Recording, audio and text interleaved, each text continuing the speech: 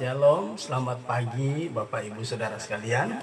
Selamat kita bertemu kembali dalam program Renungan SOS. Puji Tuhan, mengawali renungan kita satu di dalam doa. Bapa di surga, Bapa yang kami sembah dalam nama Yesus, terima kasih Tuhan, oleh anugerah-Mu kembali kami pagi ini sudah boleh menikmati kembali hari yang baru dan menghirup udara yang segar. Ini sungguh satu karunia yang luar biasa yang kami boleh terima pagi yang indah ini. Terima kasih Bapa, mengawali seluruh aktivitas kami yang akan kami lakukan di sepanjang hari ini. Kami memserahkan seluruh hidup ini hanya untuk mendengar dulu kebenaran firman-Mu, renungan firman-Mu. Sebab renungan firman-Mu merupakan Tuhan sesuatu motivasi yang baru yang perlu kami perlukan di sepanjang hari ini. Terima kasih Bapa, di dalam berkat nama Yesus kami percaya Roh Kudus menolong kami, baik kami hamba-Mu yang menyampaikan renungan, begitu juga yang mendengarkan renungan ini, biar sama-sama kami diberkati. Di dalam nama Yesus Tuhan dan Raja kami sudah berdoa dan mengucap syukur kepada-Mu. Haleluya.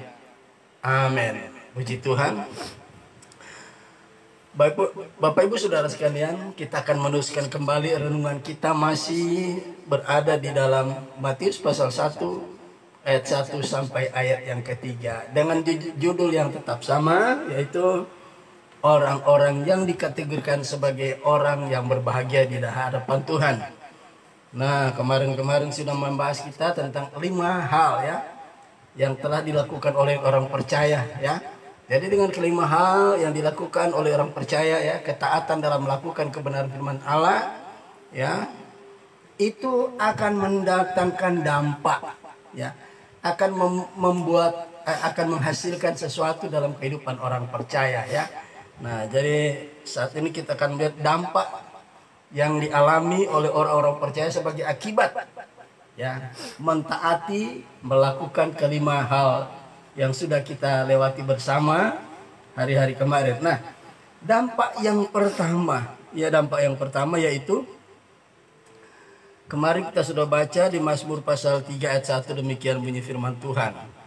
Ia seperti pohon, ya, saya teruskan lagi pembacaannya, yang ditanam di tepi aliran air, yang menghasilkan buahnya pada musimnya, dan yang tidak layu daunnya, apa saja yang diperbuatnya berhasil. Nah, kemarin kita sudah lihat bahwa orang benar atau orang yang berbahagia di hadapan Tuhan itu diumpamakan seperti sebuah pohon. Ya, kita sudah mengikuti uraian-uraian atau uraian dan renungan seperti suatu pohon, ya. Nah, sekarang pada bagian yang berikutnya, masih di ayat yang Mazmur 1 ayat 3 bagian berikutnya adalah seperti pohon yang bagaimana orang percaya itu ya. Di sini dikatakan ia seperti pohon yang ditanam di tepi aliran air ya. Yang ditanam di tepi aliran air ini merujuk kepada ya suatu pohon. Maka pada bagian yang kedua ini adalah orang percaya disebutkan posisinya atau keberadaannya berada di tepi aliran air.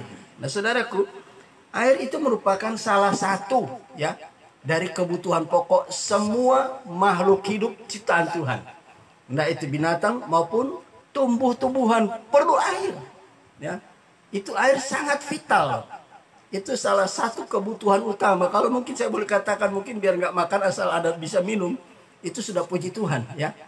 Jadi kalau boleh dikatakan dari beberapa poin ya, dari beberapa kebutuhan utama, kalau bisa saya katakan air adalah kebutuhan utama dari seluruh makhluk hidup. Makhluk hidup itu bukan hanya manusia dan hewan, tapi tumbuh-tumbuhan juga. Contohnya ini digambarkan seperti apa? Ia seperti pohon. Nah, pohon yang bagaimana? Ini dia bagian yang kedua. Seperti pohon yang ditanam di tepi aliran air ya. Nah, air itu merupakan salah satu kebutuhan utama semua makhluk hidup ciptaan Allah. Saya akan memberikan 3 contoh, saudara ya. Contoh yang pertama, mari kita lihat di dalam Mazmur 42. Ya, Mazmur 42 ayat yang pertama dan ayat yang kedua. Mazmur 42 ayat yang pertama dan ayat yang kedua. Ya. Demikian bunyi firman Tuhan, ya. Mazmur 42 ayat pertama berkata, untuk pemimpin biduan, ya. Nyanyian pengajaran Bani Korah. Jadi Mazmur ini ditulis bukan oleh Daud. Seringkali orang kalau baca kitab Mazmur selalu ditujukan kepada Daud. Itu nggak salah. Karena dari 150 pasal seperti yang kemarin saya sudah uraikan, ya. Dari Mazmur yang terdiri dari 150 pasal yang dinyatakan ada penulisnya cuma 100 pasal, 50 tidak ada penulisnya. Dan dari 100 pasal itu yang paling banyak menulis Daud. Dia menulis 73 pasal. Tapi kita harus jelas kalau kita ingin menyampaikan kebenaran, itu kita, kan kebenaran yang harus kita sampaikan. Maka kebenaran siapa penulisnya ini juga cukup penting, ya. Bukan berarti itu yang paling penting, tapi cukup penting supaya kita nggak salah, ya, dalam mengajarkan, menerangkan kepada orang, saudara. Ayat pertama ini berkata, untuk pemimpin biduan, nyanyian pengajaran. Nyanyian ini ternyata bersifat pengajaran, mengajarkan kepada umat Allah, ya. Dan ini adalah nyanyian pengajaran dari Bani Korah, ya. Jadi salah satu penulis kitab Mazmur namanya Bani Korah. Mazmur 42 ini adalah ciptaan atau yang ditulis oleh Bani Korah. Apa tujuannya? Perhatikan. Lembaga Alkitab Indonesia tidak salah memberikan judul kerinduan kepada Allah. Ayat 2 berkata, seperti sungai yang merindukan sungai yang berair. Demikianlah seperti rusa, maksud saya salah, ya. Seperti rusa yang merindukan sungai yang berair, demikianlah jiwaku merindukan Engkau, ya Allah. Ya. Ada lagu yang berkatakan, seperti rusa rindu sungaimu, jiwaku rindu Engkau. Amin, saudara. Rusa membutuhkan air. Ya. Rusa ini, saudara, kalau dia sudah haus, ya, dan dia tidak mendapatkan air, daya ciumnya itu begitu tajam, ya. Daya ciumnya diarahkan ke arah mata angin, ya. Wah, kalau angin berasal dari sebelah utara misalnya, berarti di sana kalau ada air itu ketahuan, ya. Daya ciumnya rusa itu luar biasa. Kalau dia mengarahkan, kalau angin bertiup dari utara dan dia mengarahkan ke sana, dia tahu di mana ada air, itu pasti tahu. Dan rusa tidak peduli mau itu menerobos hutan, dia pasti jalan, ya. Kenapa? Betapa sangat dibutuhkan air itu. Itu seekor rusa loh, saudara, ya. Seperti saya katakan tadi, air adalah salah satu kebutuhan pokok, kebutuhan utama dari beberapa kebutuhan tentang air, yaitu rusa. Kemudian kita akan lihat, ya, contoh yang kedua. Mazmur 104 ayat 10 dan ayat yang ke-11. Ya, kalau tadi rusa begitu merindukan air, ya. Begitu juga kita akan lihat Mazmur 104 ayat 10 dan ayat 11.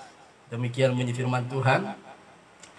Engkau yang melepas mata air ke dalam lembah-lembah, mengalir di antara gunung-gunung. Apa tujuannya Tuhan memberikan mata air di antara lembah-lembah, ya?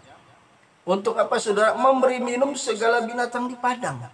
Tadi cuma rusa, salah satu contoh rusa. Sekarang dikatakan segala binatang yang ada di padang membutuhkan air. Betapa air itu sangat vital bagi kehidupan makhluk hidup. Ya, kemudian dikatakan memuaskan haus keledai hutan.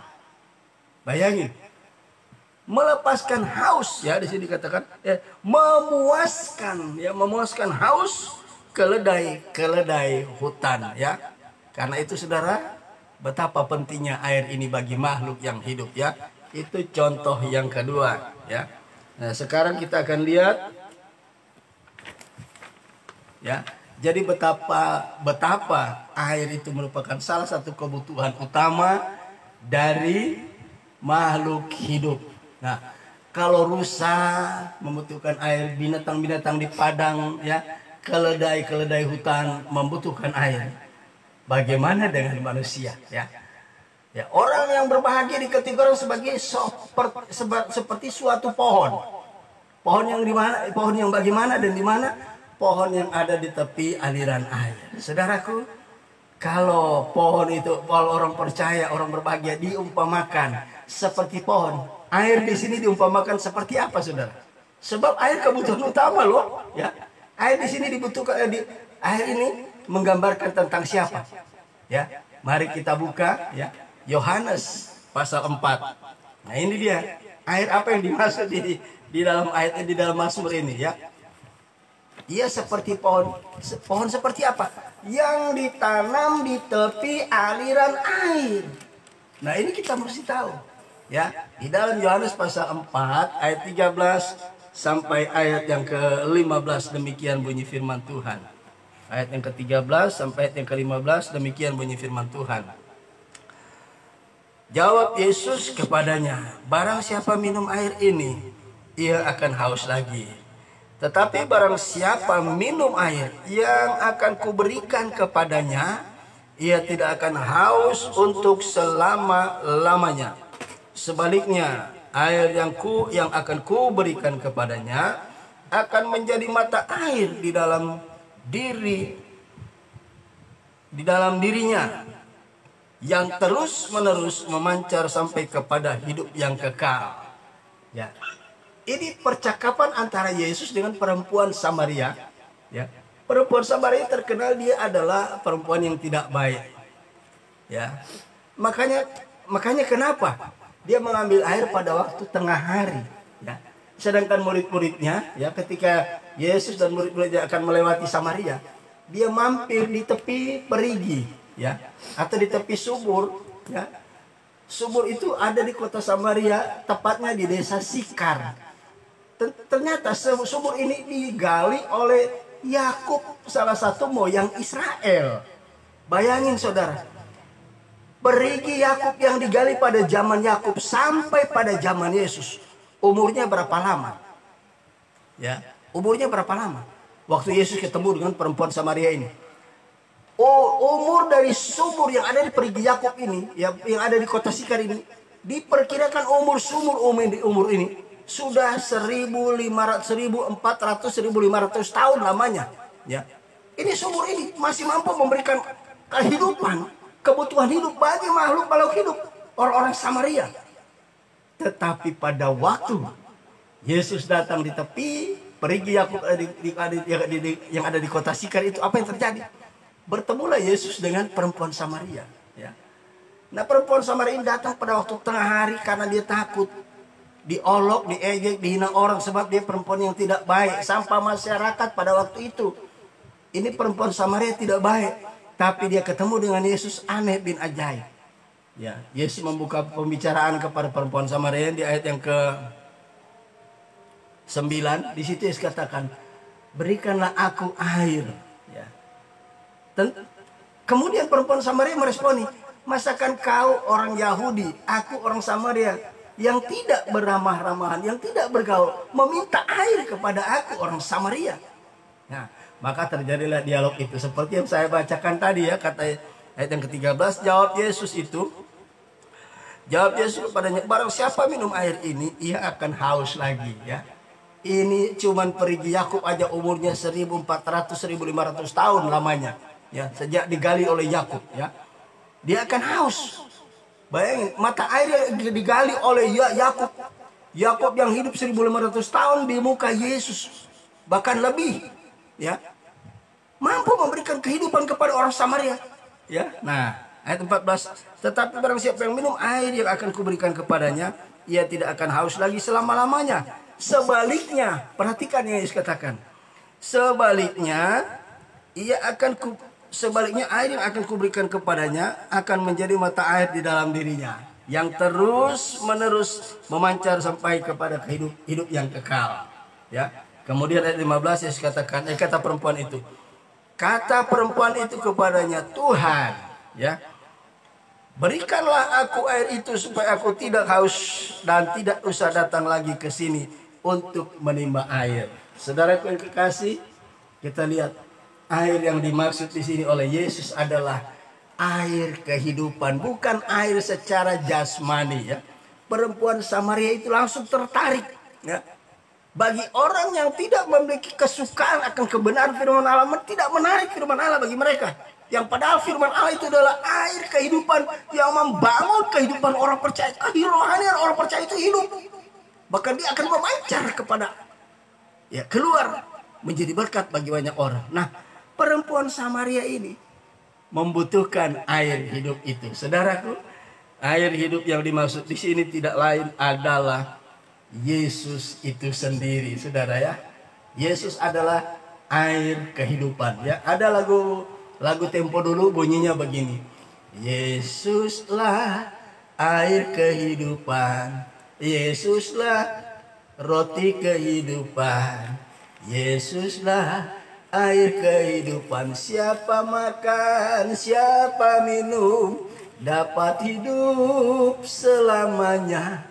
Jadi air yang dimaksud dalam Mazmur 1 ayat 3 seperti pohon yang ditanam di tepi aliran air. Air yang dimaksud di sini melambangkan, merujuk kepada pribadi Yesus yang adalah air kehidupan. Yesus yang memberi kehidupan kepada setiap orang percaya. Jadi kalau kita ingin kehidupan rohani kita semakin hidup, semakin bersemangat, spirit kita menyala-nyala. Minumlah air kehidupan, yaitu kebenaran firman Allah atau Yesus itu sendiri. Nah, saudaraku yang kekasih, mengapa kita membutuhkan air kehidupan? Mari kita buka di dalam Mazmur 42 tadi ya. Mazmur 42 ayat yang ketiga. Kalau tadi kita baca ayat yang kedua, sekarang ayat yang keempat, yang ketiga dari Mazmur 42 ya. Saya baca dari ayat yang kedua. Seperti rusa yang merindukan sungai yang berair, demikianlah jiwaku merindukan Engkau ya Allah. Ternyata air di sini yang dimaksud oleh Bani Korah adalah air kehidupan yang dapat menghilangkan rasa haus terhadap jiwa ini. Ternyata jiwa manusia suka ada kekosongan, suka ada rasa haus akan sesuatu yang mampu menghilangkan rasa haus jiwa itu. Dan ini bukan sesuatu yang fisikly yang dapat menghilangkan haus secara rohani ini.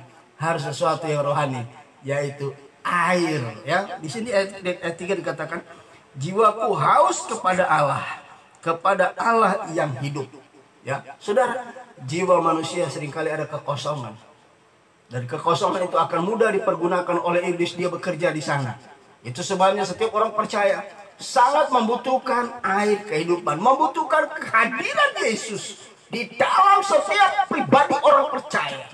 Sebab kalau Yesus tidak berteokrasi, memerintah di hati orang percaya. Ingat 1 Petrus 5 ayat 8. Iblis itu bagaikan singa berjalan berkeliling, mengaum-ngaum mencari siapa yang dapat ditelannya, siapa yang dapat menjadi mangsanya. Nah, jiwa yang kosong, betapa banyak orang percaya mengalami stres, depresi. Akhirnya apa? Ada yang lompat dari apartemen, dari gedung-gedung yang tinggi, gantung diri, minum baygon. Kenapa kekosongan jiwa terjadi? Kalau kekosongan jiwa terjadi, cuma satu obatnya: minum air kehidupan. Jiwa kita akan segar, saudara. Ya, jiwa kita akan segar kembali. Nah, kita lihat ayat referensi berikutnya adalah 3 Yohanes pasal yang pertama, ayatnya yang kedua. 3 Yohanes pasal pertama ayat yang kedua, demikian bunyi firman Tuhan. Saudaraku yang kekasih, aku berdoa semoga engkau baik-baik dan sehat-sehat saja dalam segala sesuatu, sama seperti jiwamu baik-baik saja. Kalau dalam terjemahan lain Indonesia kurang jelas ya. Justru di sini dikatakan, saudara-saudaraku yang kekasih, aku berdoa. Kerinduan Rasul Yohanes terhadap jiwa-jiwa yang pernah dia layani, dia kirimi surat. Karena dia sudah tidak berada di tempat itu. Dia kirimi surat, dia berbunyi begini. Saudaraku yang kekasih, aku berdoa. Salah satu tanggung jawab seorang hamba Tuhan mendoakan jemaat. Ya, baik jemaat masih di gereja tempat dia melayani maupun sudah pergi berpisah ke tempat yang jauh, entah karena pekerjaan dan lain sebagainya. Bukan itu masalah. Tanggung jawab seorang hamba Tuhan tetap mendoakan jemaat. Ya, yang kemudian dikatakan, semoga ini doanya. Demikian bunyi firman Tuhan. Semoga engkau baik-baik dan sehat-sehat saja. Itu bicara tentang secara apa, saudara? Secara jasmani, secara physically. Kemudian dikatakan, Ya, semoga engkau baik-baik dan sehat-sehat saja di dalam segala sesuatu. Kemudian bagian selanjutnya berkata, sama seperti jiwamu baik-baik saja. Jiwa yang baik. Tapi sebenarnya kalau dalam terjemahan King James Version, ya, pada umumnya terjemahan Inggris memakai kata apa? Semoga sama seperti jiwamu makmur. Nah, kata makmur dipakai itu artinya apa?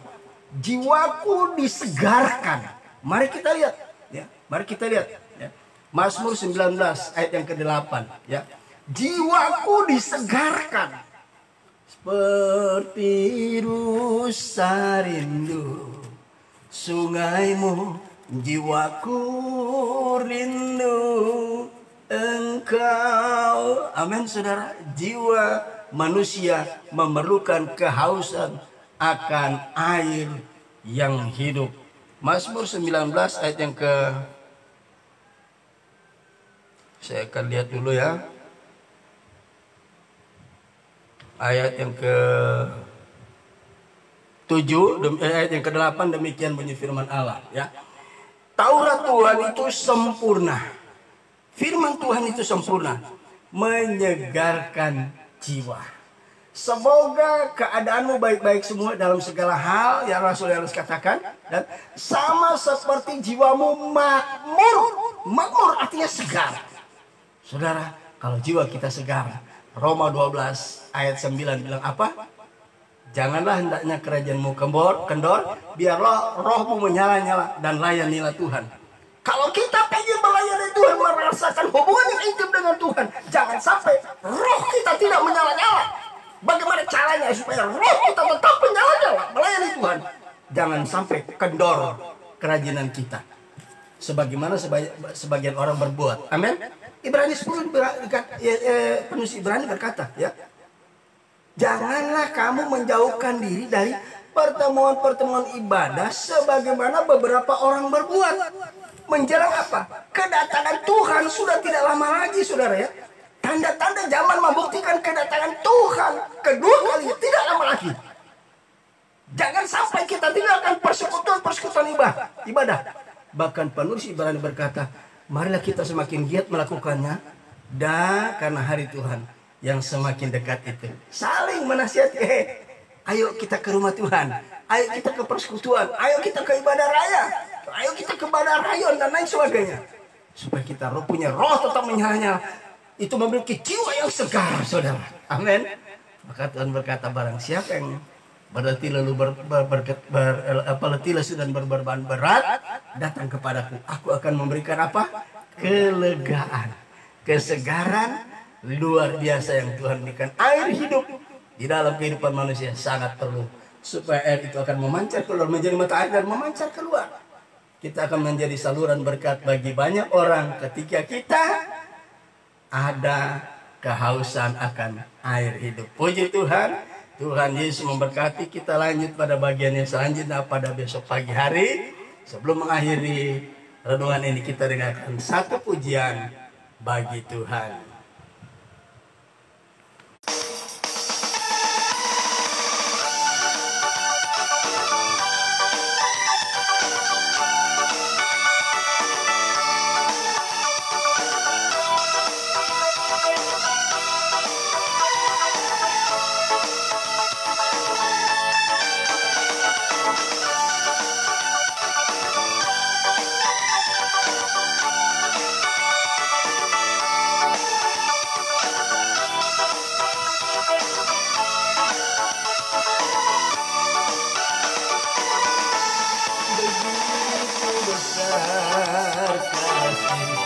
Allah pada kita, berkatilah anak cucu kita di mana-mana. Tuhan ubah miskin dan menjadikan kaya, merendahkan dan meninggikan juga.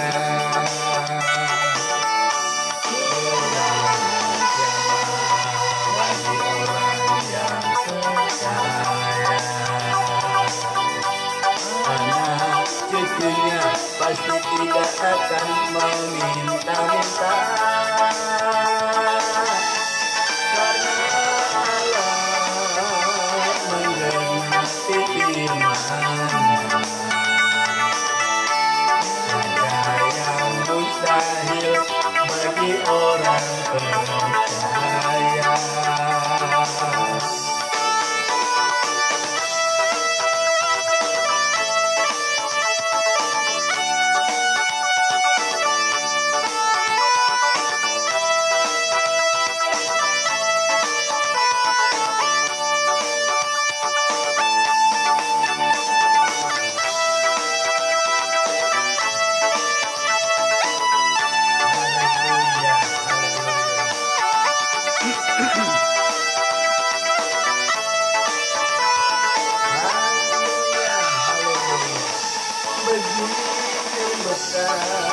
Kasih Allah pada kita, berkatilah kita semua di mana-mana. Tuhan mengubah miskin dan menjadikan kaya. Dia merendahkan dan meninggikan juga.